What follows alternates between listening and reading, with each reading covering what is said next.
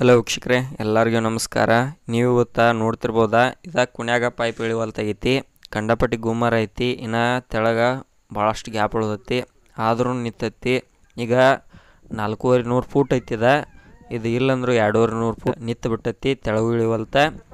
ಮತ್ತು ಇದು ಇಳಿವಲ್ತ ನಿಮ್ಮದು ಹಿಂಗಾತಂದ್ರೆ ಯಾವುದೇ ಥರ ಗಾಬರಿ ಪಡಕ್ಕೆ ಹೋಗ್ಬೇಡ್ರಿ.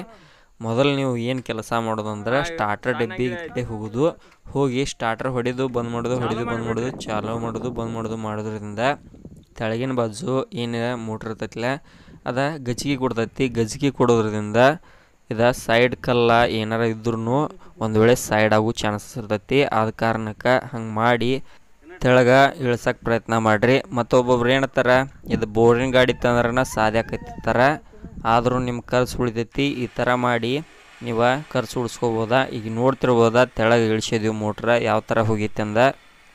ಮತ್ತೊಂದು ಹೇಳ್ಬೇಕಂದ್ರೆ ಬೋರಿನ ಗಾಡಿಯವ್ರಂತರೂ ಹಂಗೆ ಬರೋಂಗಿಲ್ಲ, ಡ್ರಿಲ್ ಮಾಡ್ತಿರ್ತಾರಲ್ಲ ಅದಕ್ಕಿಂತ ಹಾಫ್ ರೇಟ್ ಇಸ್ಕೊಂಡು ಹೋಗ್ತಾರೆ.